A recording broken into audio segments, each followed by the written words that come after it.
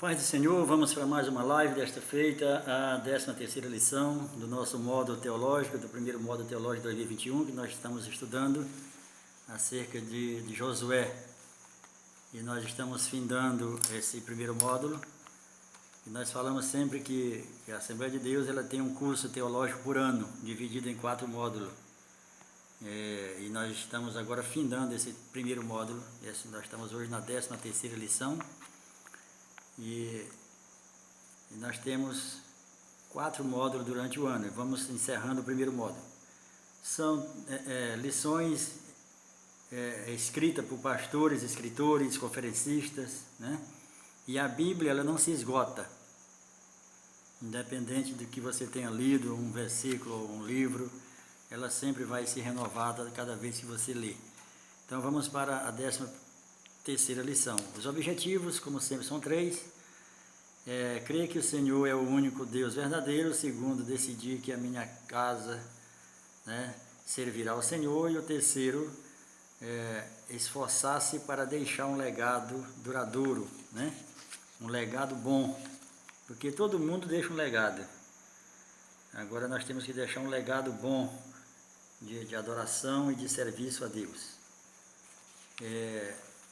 A lição de número 13 é deixando um legado para gerações, né? Gerações futuras. E o textuário nos diz, porém, se vos parece mal servir ao Senhor, escolhei hoje a quem sirvais, se aos deuses a quem vossos pais serviram além do rio Eufrates, ou se aos deuses dos amorreus em cuja terra habitais agora. Isso está escrito em Josué 24:15. A verdade prática diz: as promessas de Deus transcendem as gerações e vão além das conquistas terrenas, pois inclui a vida eterna e o reino de nosso Pai. O primeiro ponto, como na lição de número 10 não tem aqui a introdução, o primeiro ponto já entra direto na lição: legado da fidelidade e conquista. Qual é o legado? A visão do mundo apresentada no livro de Josué conflita com a cultura politeísta das nações, principalmente as nações conquistadas. Nós temos aqui dividido em 3 subtópicos. O primeiro ponto, que é outros deuses, o primeiro. O segundo, Deus, o único Deus, o único e verdadeiro. E o terceiro, a conquista. Nesse primeiro que nós falamos aqui sobre outros deuses, nós sabemos que o mundo vive uma cultura pagã, e nós, grande parte da igreja, né, nós viemos, na nossa geração, viemos da cultura pagã, e aqueles que são politeístas, né, são vários deuses. Nós temos, por exemplo, um provérbio da Índia, que é 1,5 bilhão de habitantes, e diz que há um Deus para cada um, para você ver a situação do paganismo. E aqui no Brasil não é diferente. No nosso estado, no Maranhão, não é diferente. Para todo lugar que você vai no Brasil, você vai encontrar vários deuses, milhares e milhares de deuses. E aqui nós vamos ver aqui que nesse primeiro ponto, né, outros deuses. Isso é a situação do mundo. O mundo não tem apenas um Deus, como nós conhecemos apenas um Deus santo e verdadeiro, criador dos céus e da terra. Não, o mundo ele tem vários deuses, o paganismo. O segundo ponto fala um Deus único e verdadeiro. Agora, pois, temei ao Senhor e servi-o com integridade e com fidelidade. Deitai fora os deuses, né? Deitar fora, joga fora. Quando a gente se converte, a gente joga fora todos os nossos deuses. Mas nos nossos dias ainda é comum ver ainda crentes ainda com deuses, né? A própria linguagem dos pagãos é os deuses do futebol, os deuses da Olimpíada, os deuses do esporte, os deuses daquilo.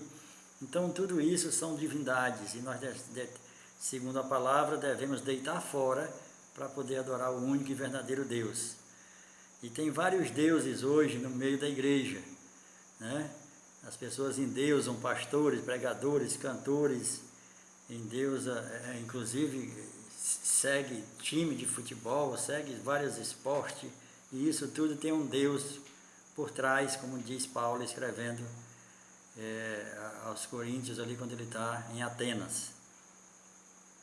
E o terceiro ponto fala de conquista, né? Que Deus deu uma terra, Deus preparou a terra de Canaã, desabitou essa terra para o seu povo. Assim como ele fez com Adão, Deus planta um jardim no Éden e coloca Adão para usufruir daquilo que Deus tinha plantado. Não foi Adão que lavrou o jardim para poder plantar. Isso aconteceu depois que ele cai. Aí sim, aí Deus fala para ele que ele tem que agora lavrar e do próprio suor do rosto cultivar o seu pão. Mas antes não, Deus preparou e ele colocou, foi Deus que colocou Adão no jardim do Éden para usufruir. Assim também Deus faz com Israel, com a terra de Canaã. Eles entram em Canaã, eles entram no tempo da colheita, eles entram no tempo da cevada. A cevada significa pão do pobre, porque nasce naturalmente. É igual você chega aqui na nossa região, você chega ali na região ali do Cerrado, você vai encontrar o piqui, você vai encontrar o bacuri, e aqui na nossa região você encontra a manga. Então é o pão do pobre, é aquilo que nasce naturalmente. E assim era a cevada, quando eles entraram em Canaã, foram colhendo a cevada. E aí não entraram preparando a terra, não entraram fazendo casa, não entraram plantando vinha, não entraram plantando oliva, né, oliveiras. Eles já entraram colhendo e usufruindo, porque é assim que Deus faz. Amém? O segundo ponto, ele fala sobre o legado da família. É muito importante esse ponto, o legado da família. O que é a sua família? O que é que você, como chefe de família, como clã? A palavra clã é o chefe da família. Se você vai para o nosso dicionário, ele vai dizer que clã é cabelo branco. Mas na linguagem hebraica, judaica, ela é muito além disso, ela é o chefe da família. Então, como clã da sua casa, como sacerdote da sua casa, do seu lar, qual é o legado que você está deixando para a sua família, para os seus filhos e netos e bisnetos? Você está ensinando, como ordena a palavra de Deus, né? Como a palavra de Deus diz, ensina o teu filho assentando-te, levantando-te, andando pelo caminho, ou seja, é diuturnamente você ensinando, para que ele, quando crescer, não se desvie.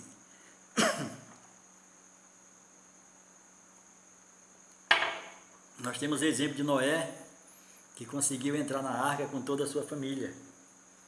E temos o exemplo também de Jacó, que apesar de problemas com os filhos, mas conseguiu também que todos os filhos o obedecessem ali, tivessem do seu lado.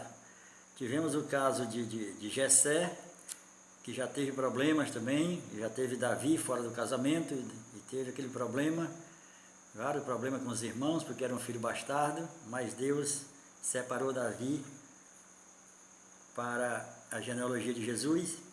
Temos o caso do sacerdote Eli, né, que não educou seus filhos. Quando ele veio chamar a atenção dos seus filhos ali, quando ele vai falar já em 1 Samuel, capítulo 2, a partir do verso 22 ao 25, ele chama a atenção dos filhos, mas já é tarde, os filhos já são homens.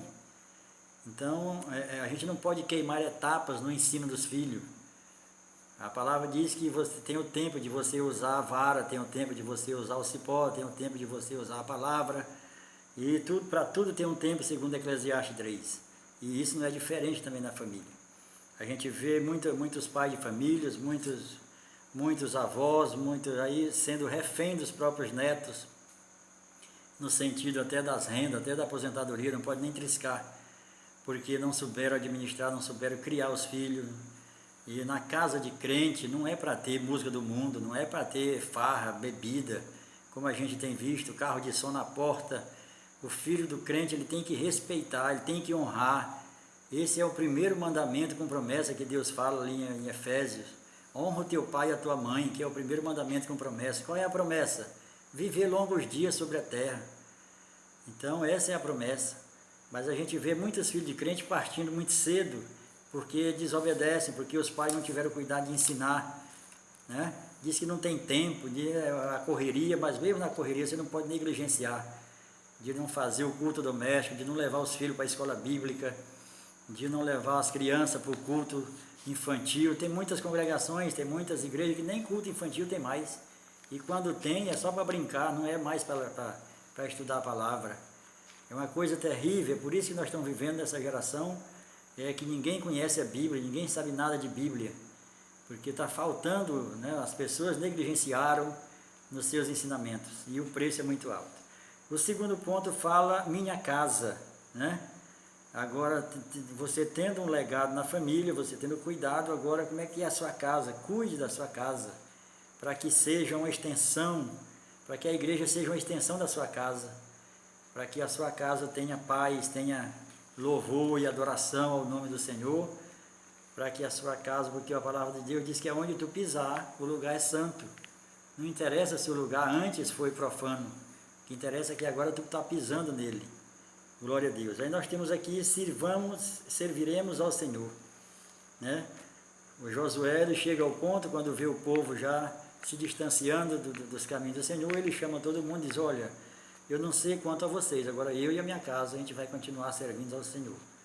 E aí ele fez um pacto ali, renovou o pacto com o povo, e o povo mais uma vez fez um voto de que ia cumprir, mas na realidade não cumpriu. E nós temos aqui o terceiro ponto, documenta que é verdade, documenta que é verdade, um legado que vence a morte. Aqui esse documenta que é verdade, é você falar, você ensinar, você ler, e você escrever, e você falar para alguém. E existe vamos dizer assim, uma estatística, né? Eu não sei quem fez essa estatística, não procurei, não investiguei para saber quem fez, mas eu achei muito interessante, que ele diz, quando você lê algo, 3% você retém. Quando você lê e escreve, isso passa lá para 70% do que você vai reter, do que você leu e escreveu. Quando você lê, escreve e fala para outras pessoas, isso lá vai de 90% a 100% de retenção para você, que lê, que escreve e que ensina.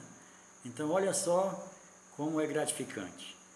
Então, o legado que vence a morte documenta que é verdade, você ensinar, você escrever, você deixar anotado. Assim que Josué escreveu em pedra, né? Escreveu na pedra, deixou um memorial. Qual é o memorial que você está deixando para a sua posteridade? O segundo ponto fala da pátria celestial. Assim como os israelitas viviam no Egito e foi em busca de uma pátria terrena, Canaã, a igreja tem uma Canaã celeste. Então o nosso lugar não é aqui. Assim como José comprou todo o Egito para Faraó, assim Jesus veio e comprou todos nós para Deus. Assim, por isso que José é um tipo de Cristo, porque José comprou de volta tudo para Faraó. Faraó ali representava Deus e José representava Jesus. E aqui agora Jesus vem no mundo e compra de Satanás, que Adão tinha perdido para Satanás, e Jesus compra tudo de volta com a sua morte na cruz, e nos compra das mãos de Satanás. E o terceiro e último ponto fala qual legado deixaremos, qual o legado que a gente vai deixar para os filhos, né?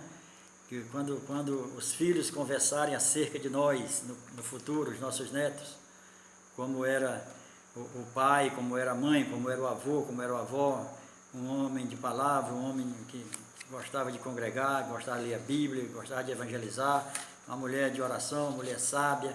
Qual é o legado que você está deixando?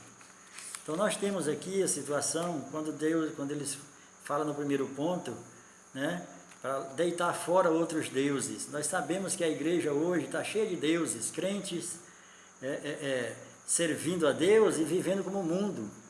Nós sabemos que tem os deuses do futebol, tem os deuses da cultura, tem tudo no pagão, tudo no mundo tem os deuses. A igreja ela não é para se envolver com tudo isso. A igreja é para ter um único Deus verdadeiro. A gente vê crente se envolvendo com esporte.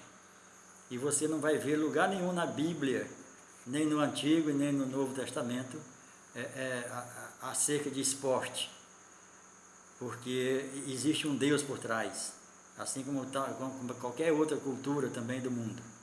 Então, aqui Abraão, quando Deus chama Abraão para sair da casa dos seus pais, para sair de Ur dos Caldeus, para atravessar o Eufrates, ele muda de nome, ele agora é chamado de Hebreu. Hebreu